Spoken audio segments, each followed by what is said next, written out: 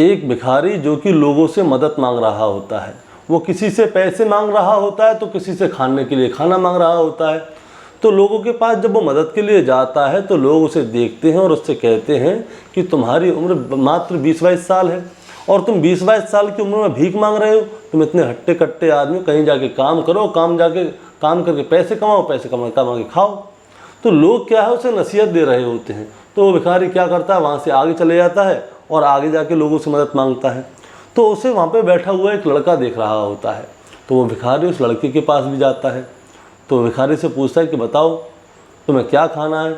वो कि साहब मुझे आप बस खाना खिला दीजिए, मुझे बहुत ज़ोर से भूख लगी है। तो वो लड़का क्या करता है, उस भिखारी को अपने साथ ले जाता है और एक बहुत अच्छे होटल में ले जाता है और वहाँ पे अपने सामने बैठा लेता है और उससे बोलता है कि जो तुझे खाना है वो खाओ। तो भिखारी भी उसकी तरफ देखता है, अरे वाह कितना अच्छा इंसान मिला कि वो मेरे को खाना खिला रहा है मेरी पसंद का। तो भिखारी को वो अच्छी तरह से खाना खिलाता है। अब जब भिखारी खाना खा लेता है तो वो लड़का उसे अपने साथ लेके चलता है और देखता है कि उसके कपड़े थोड़े गंदे हैं, उसकी दाढ़ी वगैरह बनी नहीं है। तो वो क्या करता है, उसे पहले सैलून पे लेके जाता है और उसे नहलाता है, धुलाता है और अच्छे कपड़े पहनाता है और उसको चप्पल जूते भी दिलाता है। और उसके बाद में क्या होता है, वो लड़का अपने रास्ते चला जाता है और वो भिखारी अपने रास्ते चला जाता है। लेकिन इसके 17 साल बाद ये बात सामने आई कि आखिर वो लड़का उस भिखारी के ऊपर इतना दयावान क्यों हो रहा था। दरअसल दोस्तों, ये इंसानियत को शर्मसार कर देने वाली कहानी है। होता क्या है, कुछ लोग यानी कि बहुत से लोग क्या करते हैं, अपने निजी स्वार्थ के लिए इतने नीचे गिर जाते हैं कि जिसके बारे में कोई सोच भी नहीं सकता और इतना बड़ा कांड कर देते हैं जिसके बारे में आप भी सुनेंगे तो हैरान हो जाएंगे। नमस्कार दोस्तों, मैं गौरव शर्मा और आप देख रहे हैं गौरव शर्मा सफ़र। दोस्तों, आज की जो सच्ची घटना मैं आपको सुनाने जा रहा हूँ, ये सच्ची घटना है उत्तर प्रदेश का एक ज़िला है आगरा और आगरा का ही एक थाना है रकाबगंज। और रकाबगंज थाना क्षेत्र का एक इलाका है लाल किला, जहाँ पे कि लाल किला है और उसी के नज़दीक एक बिजली का खंभा होता है। दरअसल दोस्तों, मैं बात कर रहा हूँ 31 जुलाई 2006 की। यहाँ पे क्या होता है, जो आगरा का लाल किला है इसके पास एक खंभा होता है और वहाँ पे एक कार बहुत ही ज़्यादा स्पीड में आती है और उस खंभे से टकरा जाती है। अब जैसे ही वो कार उस खंभे से टकराती है तो उस कार में लग जाती है आग और आग लगती है बहुत ज़ोर से। अब जैसे ही वहाँ के आसपास के लोगों को पता चलती है कि एक कार खंभे से टकरा गई है और उसमें आग लग गई है, तो वहाँ के आसपास के लोग क्या करते हैं, वहाँ पे मदद करने के लिए भागते हैं। तो देखते हैं उस कार में बहुत ज़ोर से आग लग रही होती है। अब वहाँ के लोग उसको बुझाने की कोशिश भी करते हैं, तभी कोई फायर ब्रिगेड को फ़ोन कर देता है और पुलिस को फ़ोन कर देता है। लेकिन जब तक फायर ब्रिगेड और पुलिस आती है, जब तक वो कार जल के खाक हो जाती है। यानी कि वहाँ के लोग जितना उसे बुझा सकते थे उस कार की आग को, उन्होंने उसको बुझा दिया। अब उस कार को अच्छी तरह से देखा जाता है तो पता चलता है कि वो कार का ज़्यादातर हिस्सा जल चुका था। और देखते हैं कि उस कार की जो ड्राइविंग सीट है वहाँ पे एक आदमी की लाश जली हुई थी, यानी कि जो ड्राइवर था वो जल के मर चुका था। अब उस आदमी की जो लाश होती है, लाश क्या बोलेंगे उसको, आप मान लीजिए कंकाल का कुछ हिस्सा ही होता है, उसको पुलिस जब्त करती है, अपने कब्जे में लेती है और पोस्टमार्टम के लिए भेज देती है। अब क्या होता है, अब वो व्यक्ति कौन था, कहाँ से आया था और इस कार में क्या कर रहा था, पुलिस के पास बहुत सारे सवाल थे। और एक कार का जो नंबर प्लेट थी वो भी जल चुकी थी। अब पुलिस उस व्यक्ति के बारे में जानकारी ले तो कैसे ले, तो पुलिस के पास सिर्फ एक ही रास्ता था उस व्यक्ति के बारे में जानकारी लेने का, और वो था उस कार का चेस नंबर। तो पुलिस क्या करती है, उस चेस नंबर को ARTO भेजती है और वहाँ से उस व्यक्ति का और उस कार का पता ठिकाना निकालती है। तो ये पता चलता है जिसकी ये कार थी उसका नाम था विजयपाल सिंह चौधरी, जो कि गांव भट्टापुर पारसोल तनकौर गौतम बुद्ध नगर का रहने वाला होता है। अब पुलिस क्या करती है, उसके गांव जाती है और विजयपाल सिंह चौधरी को ढूंढना शुरू करती है। वो घर घर पे जाती है और जानकारी लेती है कि ये विजयपाल सिंह चौधरी कौन है। तभी उनके सामने एक आदमी आके खड़ा होता है जिसकी उम्र लगभग 45 साल होती है। अब उससे पूछा जाता है कि यहाँ पे विजयपाल सिंह चौधरी कौन है, तो वो पुलिस वालों को देख के कहता है कि हाँ बताइए, मैं ही विजयपाल सिंह चौधरी हूँ। तो जैसे ही पुलिस वाले उसे देखते हैं तो देख के चौंक जाते हैं कि विजयपाल सिंह चौधरी तो ये रहा, तो उस कार में कौन था। तो फिर उसे बताते हैं कि तुम तो यहाँ पे हो, लेकिन आगरा में क्या हुआ है, एक कार आके खंभे से टकरा गई है और उसमें आग लग गई है और जो ड्राइविंग सीट पे जो भी बैठा था वो मर गया है, ड्राइवर वो पूरी तरह से जल गया है। अब जैसे ही विजयपाल सिंह चौधरी ये वाली बातें सुनता है तो वो ज़ोर ज़ोर से रोने लगता है, चीखने लगता है। अब जब वो विजयपाल सिंह ज़ोर ज़ोर से रो रहा था तो उसकी आवाज़ घर के अंदर जाती है, तो घर के अंदर की महिला आ जाती हैं बाहर और उससे पूछती हैं कि क्या हुआ। जब विजयपाल सिंह चौधरी सारी बात बताता है तो वो भी ज़ोर ज़ोर से रोने लगते हैं। अब क्या होता है, गांव के और लोग देखते हैं, अब वो भी आ जाते हैं कि क्या हुआ विजयपाल चौधरी साहब, क्या हुआ। अब चौधरी साहब उनको पूरी बात बताते हैं तो पता चलता है जो उस कार में जो ड्राइवर सीट पे बैठा हुआ था वो आदमी कौन था। दरअसल विजयपाल सिंह चौधरी जो है टूर एंड ट्रेवल का काम करने वाला इंसान है। उसका एक बेटा है जिसका नाम है अनिल चौधरी, जिसकी उम्र लगभग 22 साल के आसपास है। दरअसल उनके घर में गांव में से अनिल चौधरी ही गायब था। अब पुलिस वाले कहते हैं कि तुम्हारी कार वहाँ पे और वहाँ पे बताओ कौन होना चाहिए, तो वो कहते हैं कि हमारा बच्चा अनिल चौधरी गायब है। अब उनको लेके जाया जाता है आगरा, यानी कि जो अनिल चौधरी था उसके पूरे परिवार के लोग आ जाते हैं आगरा, उस कार की शिनाख्त करते हैं और जो बॉडी होती है उसकी भी शिनाख्त करते हैं। कार के अंदर जो जो सामान मिलता है जो बच गया होता है जलने से, उस सब को निकालते हैं और ये फाइनल हो जाता है कि जो लाश है वो अनिल चौधरी की है। अब क्या होता है, पुलिस अपनी सारी प्रक्रिया करके जो भी अवशेष अनिल चौधरी के बचते हैं उन सभी को अनिल चौधरी के परिवार वालों को दे देते हैं। अब वो लोग गांव आते हैं और अनिल चौधरी की जो अस्थियां होती हैं उनका अच्छी तरह से अंतिम संस्कार करते हैं। गांव के सभी लोग ये सोचकर बड़े परेशान थे कि बताइए, नया लड़का था, कार का एक्सीडेंट हुआ, बेचारा जल के मर गया। अब होता क्या है दोस्तों, जब उसका अंतिम संस्कार हो रहा होता है तो गांव के और आसपास के गांव के जो भी लोग थे वो चौधरी साहब के घर पे आते हैं और उन्हें सांत्वना देते हैं, क्योंकि उनका एक जो जवान लड़का था वो जल के मर गया है। अब चौधरी साहब के घर पे जो होता है वो गम का माहौल होता है, रुआ पिट्टन चल रही होती है, क्योंकि उनका बच्चा भरी जवानी में एक कार में जल के मर गया था। कोई बात नहीं, अब समय बीत जाता है, अब महीने, 2 महीने, 3 महीने, 4 महीने, अब सालों बीत जाते हैं दोस्तों। लगभग 17 साल बीत जाते हैं जब जाके अक्टूबर नवंबर सन 2023 की ये बात है। गुजरात प्रदेश का एक शहर अहमदाबाद और उसी का ही एक इलाका लगता है निकोल। यहाँ पे क्या होता है दोस्तों, क्राइम ब्रांच के पास एक फ़ोन आता है और क्राइम ब्रांच को फ़ोन करके कोई व्यक्ति बताता है कि साहब यहाँ पे एक राजकुमार नाम का एक व्यक्ति है और वो थोड़ा सस्पिरियस टाइप का आदमी है, यानी कि उसने कुछ ना कुछ जुल्म किया है। एक बार आप उसके पास जाइए और उससे पूछिए कि उसने क्या किया है क्या नहीं किया, क्योंकि वो आदमी मुझे बहुत ज़्यादा गलत लगता है। तो जो क्राइम ब्रांच होती है उसके पास पूरी कोई खबर होती नहीं है, लेकिन क्राइम ब्रांच जो है वो सक्रिय हो जाती है। तो क्राइम ब्रांच राजकुमार के पास जाती है। तो मैं आपको बताना चाहूँगा दोस्तों, राजकुमार जो है टूर एंड ट्रेवल का काम करता था, यानी कि उसके पास एक ऑटो होता है और एक गाड़ी होती है। उसको अगर गाड़ी का भाड़ा मिल जाता है तो गाड़ी चलाता, नहीं तो ऑटो वो चलाते ही रहता है। अब पुलिस वाले उसके पास पहुंचते हैं तो उससे पूछते हैं कि तुम्हारा नाम क्या है, तो वो बोलता है साहब मेरा नाम राजकुमार है। वो पूछता है तुम्हारे पिताजी का नाम क्या है, तो पिताजी का नाम बता देता है। अपने परिवार के लोगों से मिलवा देता है, अपने आधार कार्ड, पैन कार्ड, सारी चीज़ें दिखवा देता है। तो पता चलता है कि पुलिस को उसके अंदर कोई भी गलत चीज़ नहीं लगी और राजकुमार बिल्कुल ठीक है। तो क्या होता है, पुलिस वापस आ जाती है।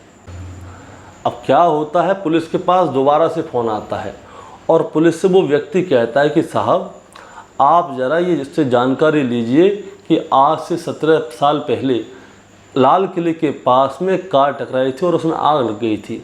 उस चीज़ से इस व्यक्ति का बहुत गहरा संबंध है। आप अगर इससे पूछताछ करेंगे तो आपको एक केस खुल जाएगा। तो होता क्या है, अहमदाबाद की पुलिस क्या करती है, आगरा की पुलिस से बात करती है। तो यहाँ पे एसपी होते हैं सूरज रॉय। तो सूरज रॉय से बात करते हैं तो वो पूछते हैं कि यहाँ पे ऐसे कोई बात हुई थी, तो वो बताते हैं कि हाँ यहाँ पे आज से 16-17 साल पहले ऐसे कुछ हुआ था। अब यहाँ की पुलिस नोएडा पुलिस से संपर्क करती है तो वहाँ पे भी ये वाली बात खुल जाती है। अब क्या होता है, अहमदाबाद, आगरा और नोएडा, इन तीनों शहरों की पुलिस एक दूसरे से कोऑर्डिनेट करती है और तब जाके एक राज खुलता है। और वो राज जैसे ही आप सुनेंगे तो आपके पैरों के नीचे से भी ज़मीन खिसक जाएगी। दरअसल दोस्तों, जब पुलिस इस केस का खुलासा करती है तो एक केस पहुंच जाता है साल 2004 में। जो विजयपाल सिंह चौधरी था उसका टूर एंड ट्रेवल का काम चल रहा था और उसका टूर एंड ट्रेवल का काम थोड़ा डाउनफॉल पे था, यानी कि वो नुकसान में चल रहा था। तो वो सोचता है कि क्यों ना इस काम को आगे बढ़ाया जाए। अब आगे बढ़ाना है तो उसके लिए पैसे चाहिए, तो ये क्या करता है, ये अपने बेटे का लगभग 20 लाख रुपए का इंश्योरेंस करा देता है और उस इंश्योरेंस को भरता रहता है। अब ये कहानी पहुंच जाती है 31 जुलाई 2006 में। दरअसल दोस्तों होता क्या है, जो विजयपाल सिंह चौधरी जो होता है उसके दिमाग में एक षड्यंत्र चल रहा होता है। वो क्या सोचता है कि ऐसा करते हैं, मैं अपने बेटे का इंश्योरेंस करा देता हूँ, उसके बाद में एक ऐसा लड़का ढूंढता हूँ जिसके बारे में कोई जानता ना हो, हम लोग क्या करेंगे, मिलके उसकी हत्या कर देंगे। अब इस काम में जो थे 4 लोग थे, विजयपाल सिंह चौधरी, उसका बेटा अनिल चौधरी और उसके 2 भाई। इन चारों ने मिलकर ये षड्यंत्र किया था और एक ऐसे लड़के की तलाश में थे जिसे कि ये जलाकर मार सके या उसकी हत्या करके कुछ इस तरह से करें कि पुलिस उसे पहचान ना पाए और कोई उसको ढूंढने के लिए रिपोर्ट भी ना लिखवाए, ताकि इनका केस खुले ना और इंश्योरेंस के सारे पैसे इनको मिल जाएं और ये बाद में उसको मिल बांट के आगे बढ़ाएं और अपना व्यापार आगे बढ़ा सकें। अब क्या होता है, अब एक दिन क्या होता है, अनिल चौधरी एक भाड़ा लेके गया होता है आगरा। अब आगरा जाता है तो उसे वहाँ पे भिखारी दिखता है और भिखारी उसके पास खाना मांगते हुए आता है। और इसमें सबसे बड़ी बात ये थी कि अनिल चौधरी और उस भिखारी की उम्र जो थी वो लगभग बराबर ही थी। अब अनिल चौधरी के पास वो भिखारी आता है तो अनिल चौधरी पूछता है कि बताओ तुम्हें क्या चाहिए। तो वो कहता है भैया कुछ नहीं, मुझे भूख लगी है, मुझे खाना खिला दो। अरे तुम अनिल चौधरी कहता है अरे यार तुम खाने की बात करो, चलो बताओ तुम क्या खाओगे, तुम जो कहोगे मैं तुम्हें वो खिलाऊंगा।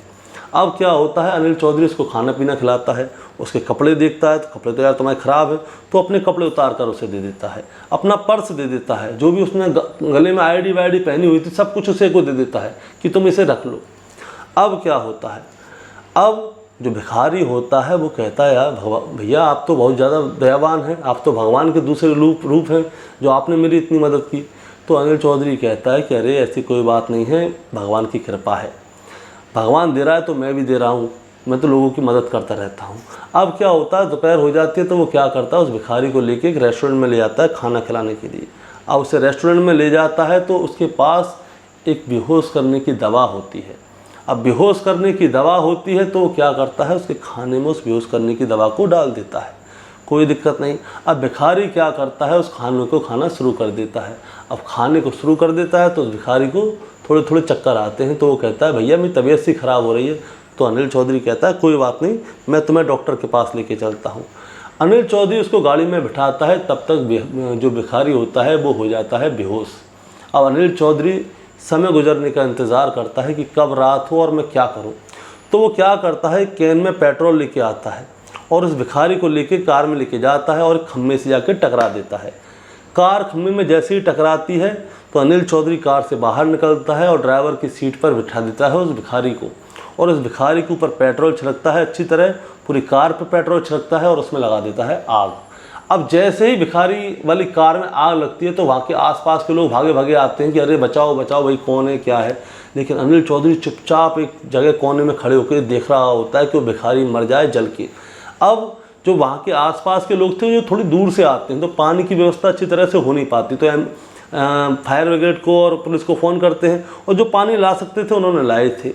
लेकिन क्या होता है, वो कार को बुझा नहीं पाते और जो भिखारी होता है उसको तब तक होश आ जाता है, वो तड़प रहा होता है, वो चिल्ला रहा होता है। लेकिन अनिल चौधरी क्या है, उसे चुपचाप दूर से खड़े होकर देख रहा होता है और वो भिखारी तड़प तड़प के मर जाता है और जल जाता है।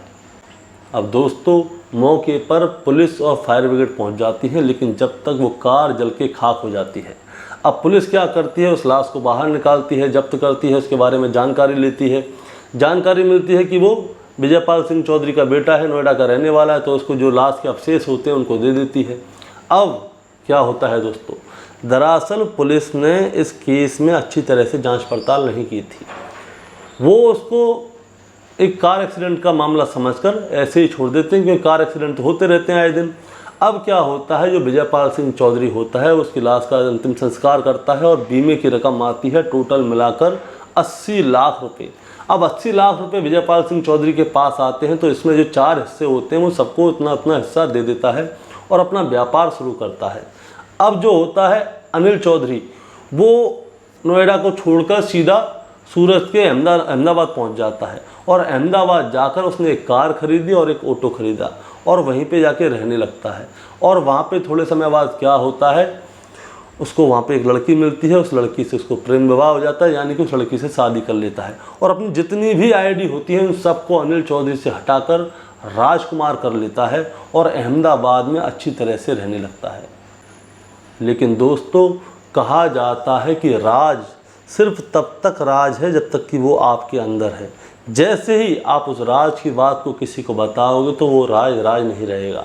अब यहाँ पे भी अनिल चौधरी उर्फ राजकुमार ने गलती कर दी। वो 17 साल बाद अपने किसी यार दोस्त को इस बारे में सारी बात बता देता है।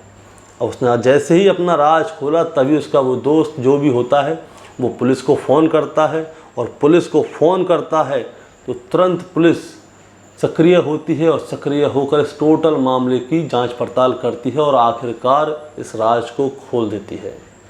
दोस्तों, अब पुलिस इसे गिरफ्तार कर लेती है और इसे लेकर इसके पैतृक गांव जाती है, यानी कि भट्टा पास गांव, जो कि गौतम बुद्ध नगर में है। अब जैसे ही पुलिस इसे वहां पे लेके जाती है तो वहां के लोग इसे देख रहे होते हैं कि पूरे 17 साल बाद यानी कि 2023 में ये व्यक्ति पुलिस के साथ में यहाँ पे घूम रहा है।